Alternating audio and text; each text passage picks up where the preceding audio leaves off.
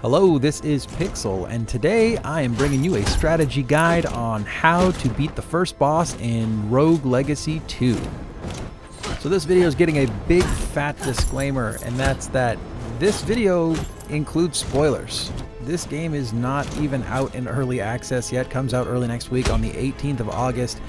If you want to see everything yourself first, and you want to experience bosses as they were intended to be experienced, you should back away now. Go ahead and close this video. Go watch some of my other guides. They are spoiler free.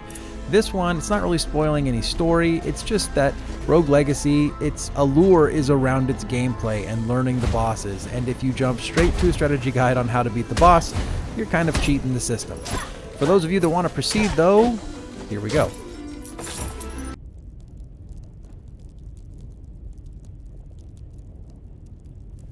First boss is named Estuary Lamech, and he is not necessarily a spoiler or a surprise because this enemy was in the trailer for the game. He has the title of the first spell sword, and that's because he does a lot of attacks that are like spell sword attacks. He is a very difficult boss, mostly because of how hard he can hit and how much health he has, but his attack patterns can all be learned relatively easily. It will take a few tries, especially for those without a guide, but most of his moves can be dodged fairly easy as long as you're quick enough to respond, and then it's just a matter of time of whittling away his health. Before you take on Lamech though, there is the question of what class should you choose to fight him with. This is going to be a little bit based on personal preference.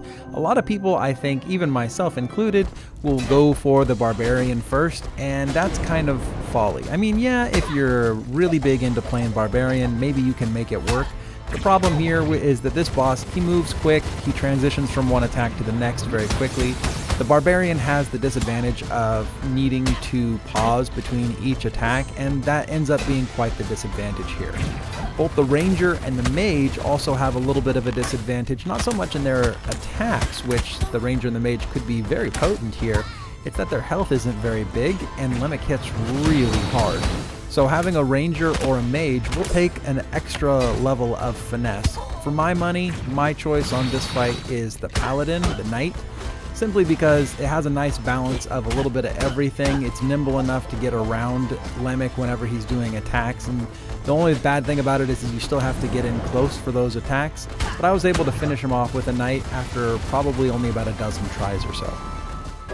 For Lamech's attacks, he has 6 basic attacks that he will randomly select one after another, but then he also has a special attack that he does one time when he's at about half health.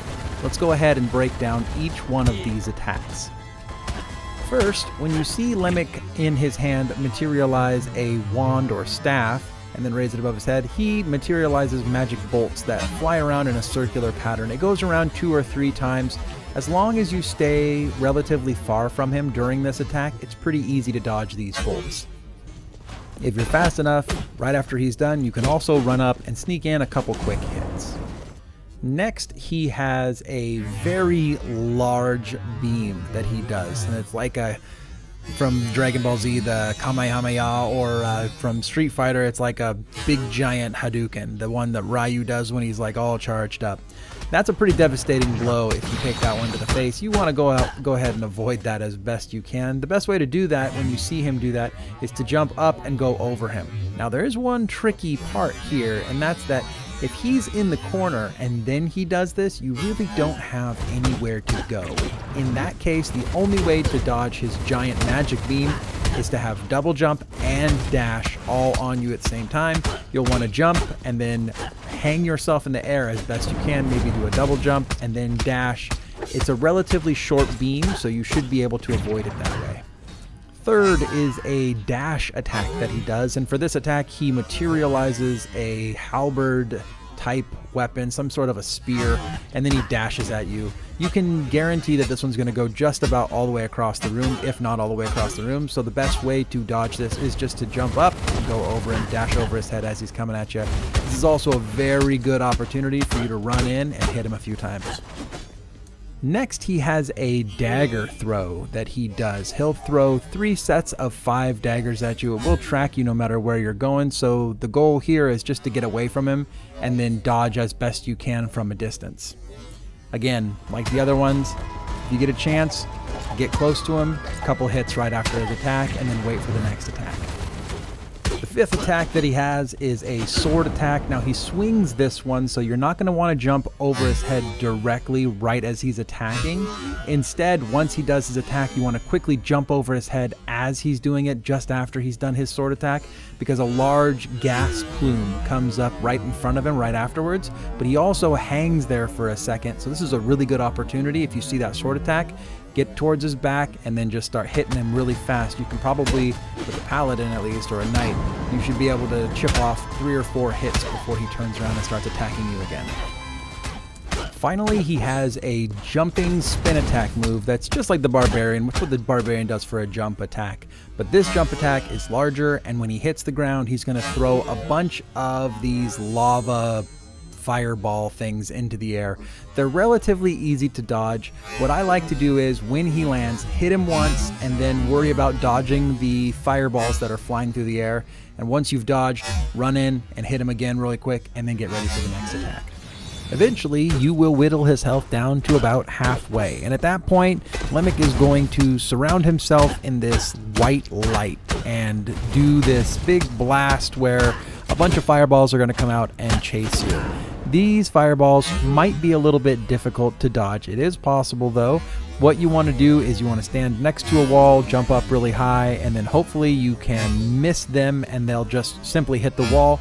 You do have to worry though, because these fireballs are kind of heat seeking and they'll come after you if you give them enough room. This is why you want to be next to the wall when those come out. For all of these moves, the strategy is pretty much the same. Worry about the move first. Don't get hit. That's always got to be foremost in your mind. You don't want to get hit by him because he hits very hard. If you can manage to dodge the attack on almost every situation that you're in, you'll be able to sneak in at least 1 or 2 hits. In some special situations though, like if you were able to get over him on a sword swing, or if you were able to get over him quickly when he's going to do his large magic beam, you can probably fit in 4 or 5 hits all at once.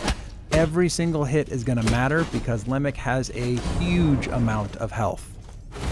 If you keep up all these strategies and you mind your health and mind dodging constantly, you will eventually win. If you have any more questions about this fight, feel free to leave those in the comments section. I'm very responsive to questions on my videos. If you liked this video, check out some of my other videos on my channel. I have more strategies for Rogue Legacy 2, but I also take a look at a lot of other games as well. Until next time, this has been Pixel.